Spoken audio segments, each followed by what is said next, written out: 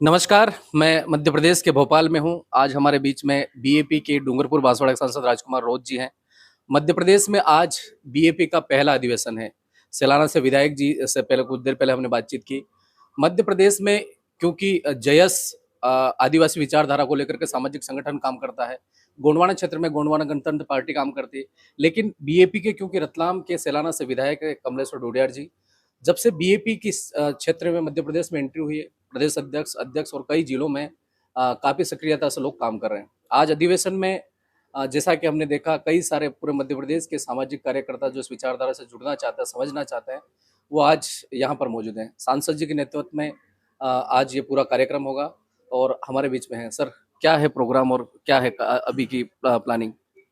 आपके चैनल के माध्यम से सारे मध्य प्रदेश के साथियों को, मतलब भारत आदिवासी पार्टी, साथ ही सामाजिक विंगों के सारे पदाधिकारियों को मेरी ओर से जोहार। आज मध्य प्रदेश के प्रदेश कार्यकारिणी का सम्मेलन किया जा रहा है। उसमें प्रदेश सहित ही जिला, ब्लॉक, मंडल लेवल तक के पदाधिकारी कार्यकर्ता सम्मिलित होंगे।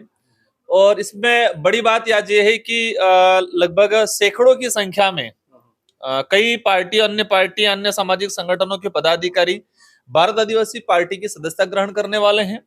और आगामी पंचायती राज चुनाव, विधानसभा चुनाव, इनको लेके किस तरह से क्या रणनीति के रूप में काम करेगी भारत आदिवासी पार्टी, और साथ ही वर्तमान में जो भाजपा के राज में जो कह रहे हैं वो लोग कि उनकी तरफ से डबल इंजन की सरकार, इसमें जिस तरीके से आदिवासी दलित पिछड़ों पे जो अत्याचार हो रहा है, वन विभाग की जमीनों से उनको विस्थापित किया जा रहा है, चारागाह बिलाना की जमीन पे विस्थापित किया जा रहा है, और कहा जाता है कि कई विकास की योजनाओं के नाम से आदिवासियों को जो विस्थापन किया जा रहा है, इन समस्त मुद्दों को लेकर भारत आदिवासी पार्टी वर्तमान में अनेक जिला मुख्यालय, ब्लॉक मुख्यालय पर ज्ञापन के माध्यम से, रैली के माध्यम से सरकार की जो नीतियां है आदिवासियों को विस्थापन करने की, उन नीतियों के खिलाफ भारत आदिवासी पार्टी मजबूती से लड़ रही है।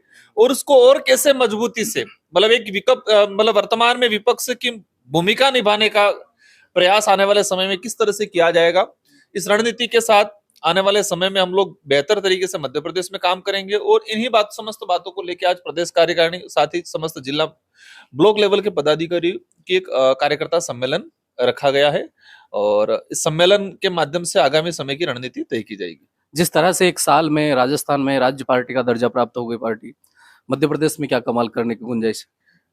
देखो, मध्य प्रदेश में आने वाला जो चुनाव है, विधानसभा चुनाव, हम जिस तरह से वर्तमान डबल इंजन की सरकार ने, डबल इंजन का इनका जो दावा था कि डबल इंजन की सरकार में विकास होगा, लेकिन डबल इंजन सिर्फ वो कहते हैं कि डीजल ही खा रहा है, डीजल पेट्रोल ही खा रहा है, इंजन ही खा रहा है, और वो भ्रष्टाचार इतना तेजी से कर रहा है, और पता नहीं इंजन के डब्बे किस तरह से कहाँ खींच रहे हैं, कैसे टकरा रहे हैं, कुछ समझ में नहीं आ रहा है।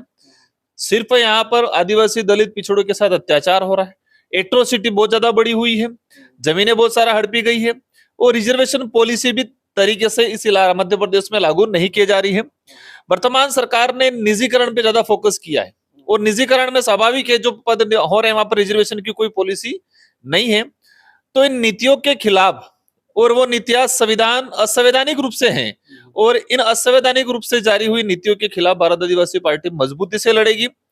आने वाले विधानसभा चुनाव में हम लोग क्या कमाल करेंगे वो बात का विषय है। कमाल ये करेंगे वर्तमान में कि इन सरकार के खिलाफ तरीके से संवैधानिक रूप से लड़ने का, और जो मेन मुद्दे हैं आदिवासियों के लिए आवाज बनने का, दलित पिछड़ों के लिए आवाज बनने का, मध्य प्रदेश के प्रत्येक वर्ग के युवाओं की, बेरोजगारों की आवाज बनने का काम भारत आदिवासी पार्टी करेगी।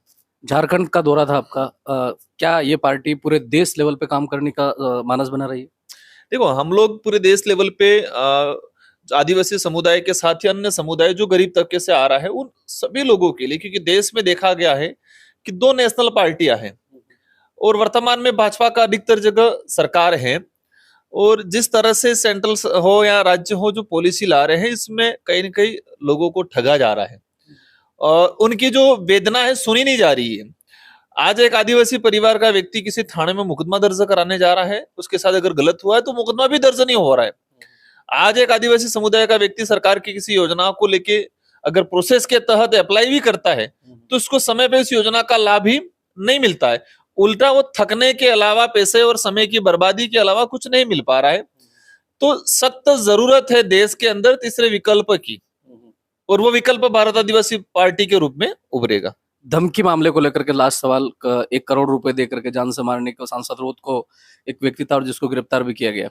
आपका एक वीडियो जारी हुआ जिसमें आपने कहा कि इसके पीछे और लोगों के होने की संभावना है, ऐसे कुछ आशंका जताई जा रही थी, क्या कहना चाहेंगे? देखो, एक वर्तमान देश के अंदर जिस तरह से कुछ विचारधाराओं ने, और विशेषकर बात करें भाजपा की, जो जहर उगला गया है, मतलब जहर फैलाया गया है, उस जहर का असर ये हो रहा है कि देश के सारे स्तंभों के अंदर आदिवासी, दलित, पिछड़ा असुरक्षित है। हम बात करें कि भारत देश लोकतांत्रिक देश है और उस लोकतंत्र के 4 स्तंभ हैं, व्यवस्थापिका, न्यायपालिका, कार्यपालिका और चौथा स्तंभ मीडिया है। अब मीडिया को तो उन्होंने पहले से कब्जे में कर रखा है। अब रही बात 3 स्तंभों की, 3 स्तंभों में व्यवस्थापिका, न्यायपालिका, कार्यपालिका, इन तीनों जगह पर इस देश का आदिवासी, दलित, पिछड़ा जो सर्वोच्च स्थान पे है, उस सर्वोच्च स्थान पे है, उस जगह पर भी आदिवासी, दलित, पिछड़ों को उस छुआछूत, भेदभाव या शोषण की नीति से देखा जा रहा है। और उसी का असर देखने मिला देश के सुप्रीम कोर्ट के जो चीफ जस्टिस है, इनको एक वकील ने जूता फेंका, और जूता फेंकने का एक ही रीजन कि वो दलित, पिछड़े समुदाय से आते हैं। उनके अंदर वो बूह आज भी है, जो छुआछूत, भेदभाव वाली ऊंच नीच की बूह आज भी है, और उस बूह को और हवा देने का काम और पनपाने का काम वर्तमान की भाजपा सरकार ने किया है।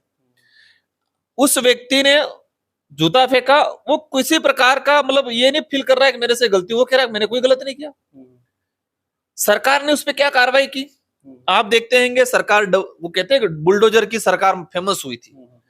कोई आदिवासी, दलित, पिछड़ा, मुस्लिम व्यक्ति अगर छोटी सी कोई गलती करता है तो उसके घर पे बुलडोजर चलाया जाता है। देश के सुप्रीम कोर्ट के चीफ जस्टिस के साथ ऐसा हुआ। उस वकील के घर पे क्या कार्रवाई की सरकार ने, उस पे क्या कार्रवाई की अभी तक? एससी समुदाय का व्यक्ति, हम बात करें कार्यपालिका की, कार्यपालिका के अंदर सर्वोच्च पद पे आईजी रेंज का अधिकारी था, वो व्यक्ति भी छुआछूत, भेदभाव या जातिगत भेदभाव के प्रताड़ित होने से खुदकुशी कर ली। आज 4-5 दिन हो गए भी दाह संस्कार नहीं हो पाया है। उस व्यक्ति के साथ यह हादसा हुआ। आज मैं व्यवस्थापिका के अंदर मैं 23 लाख वोटरों का, मतलब हमारे संसदीय क्षेत्र बांसवाड़ा का प्रतिनिधित्व करता हूं, और मैं as a member of parliament के साथ इस तरह से खुली धमकियां दी जा रही है। तो आप समझ सकते हो कि इस देश का आदिवासी, दलित, पिछड़ा, देश की सर्वोच्च जो संस्थाएं हैं उनमें सर्वोच्च पद पे बैठे हुए व्यक्ति के साथ भी गलत हो रहा है, तो देश के आम आदिवासी, दलित, पिछड़ों के साथ कितनी बीतती होगी। मेरे को जो धमकी देने वाला व्यक्ति है, मैंने कहा कि वो व्यक्ति गुनहगार तो है, लेकिन उससे ज्यादा गुनहगार ये है कि उस व्यक्ति के माइंड में ऐसी विचारधारा कहां से आई। उस विचारधारा को मारने की जरूरत है। जो विचारधारा देश के अंदर छुआछूत, भेदभाव, शोषण, उच्च नीच की भावना के साथ काम कर रही है, ऐसी विचारधाराओं को मारने की जरूरत है। आजादी से पहले देश के आदिवासी, दलित, पिछड़ों के साथ इतना हजारों सालों तक अत्याचार, अन्याय हुआ, शिक्षा से वंचित रखा, हर जगह उनसे प्रताड़ना हुई। मतलब कहा जाता है कि मनुस्मृति में यह था कि मतलब आदिवासी, दलित, पिछड़ों को तो पढ़ने का अधिकार नहीं है, उनको अच्छे विचार को अभिव्यक्ति करने का आजादी नहीं है। तो ये सारे विचार आज आजाद भारत में पिछले 10 सालों के भाजपा के राज में और तेजी से बढ़े हैं, जो खत्म होने चाहिए थे। संविधान समानता का अधिकार देता है, ये खत्म होने चाहिए थे, लेकिन भाजपा के राज में बढ़े हैं। तो मेरा जो धमकी मिली थी, तो व्यक्ति दुश्मन है, भले वो व्यक्ति दोषी है, लेकिन उससे पहले इसके माइंड में ऐसे विचार कहां से आए, और ऐसे विचारों को पनपाने वाले लोग मुख्य रूप से दोषी हैं। 65 साल का व्यक्ति इस तरह से नहीं लिख सकता है। हमें जब तक इस व्यक्ति के पास उस दिन कौन था, हमने पुलिस प्रशासन के अधिकारियों को कहा है कि उसकी सीडीआर मंगाए, हमें भी दिखाए, कॉल डिटेल मंगाए, 2 दिन में इससे किससे बात हुई थी, जिस लोकेशन पे बैठ के उसने लिखा है उस लोकेशन का टाइमिंग क्या था, वहां के आसपास की सीसीटीवी फुटेज निकाले। हमें शंका है कि उसके साथ कुछ लोग थे, कुछ नाम भी आए हैं, लेकिन जब तक क्लियर नहीं होता है हम सार्वजनिक नहीं करना चाहेंगे। कुछ पॉलिटिकल लीडरों के घराने से भी हैं, कुछ कर्मचारी सुनने में आए, पुलिस डिपार्टमेंट के कर्मचारी भी इसके साथ थे। तो ये एक शंका है। अभी जब तक सामने विद प्रूफ नहीं आएगा हम कुछ नहीं कर पाएंगे। हमने प्रशासन को कहा है कि आप तहकीकात करें और वास्तविक जो दोषी थे उन पे कार्रवाई करें, क्योंकि वास्तविक दोषी बच गया तो कल उठा के कोई हादसा भी करा सकते। लास्ट सवाल, एक ही लास्ट सवाल है। गोंडवाना गणतंत्र पार्टी, जयस और बीएपी मध्य प्रदेश में तीनों आदिवासियों के लिए काम कर रही है। क्या बीएपी के आने से क्या प्रभाव पड़ेगा? देखो, वो मध्य प्रदेश की आम जनता है, वो तय करेगी कि हमें किसका दामन थामना है। भारत आदिवासी पार्टी का थामना है, या गोंडवाना गणतंत्र पार्टी का थामना है, या जयस का थामना है। हम तो यही कहेंगे, हम तो सबको न्योता देते हैं कि भारत आदिवासी पार्टी के साथ मिलके आप हाथ बढ़ाओ तो हम भी हाथ बढ़ाएं, और स्वच्छ छवि के साथ में, निष्पक्षता के साथ में, और आदिवासियों के वास्तविक मुद्दों के साथ में अगर लड़ना चाहते हैं ये संगठन, तो साथ में मिलके काम करें। हम तैयार हैं। लेकिन किसी भाजपा के या कांग्रेस के इशारे पे काम करना चाहे, सिर्फ वोट किसी की गणित बिगाड़ना और इधर इधर से छाटघाट करने का, आप देखते हैं पहले का इतिहास क्या रहा है मध्य प्रदेश में। मैं किसी का नाम नहीं लेना चाहूंगा, मतलब चमक के किसी राष्ट्रीय पार्टी से समझौता करना, वो उस लाइन पे अगर काम करेंगे तो हम हमारे स्वतंत्र भारत आदिवासी पार्टी मध्य प्रदेश में काम करेगी। और हमें विश्वास है कि यहाँ की जनता भारत आदिवासी पार्टी पे पूरा भरोसा जता के एक भारी बहुमत देके आने वाले समय में विधानसभा और लोकसभा में अपना प्रतिनिधित्व भेजेगी। बहुत बहुत धन्यवाद। तो ये थे हमारे बीच में सांसद राजकुमार रोज जी, और आज अधिवेशन है। अधिवेशन के बाद क्या वार्तालाप होती, किसका क्या, इस पार्टी का विस्तार में कौन लोग शामिल होते हैं, हम आपको पूरी अपडेट बताएंगे। चैनल पर नए, चैनल को सब्सक्राइब जरूर करें। धन्यवाद सर।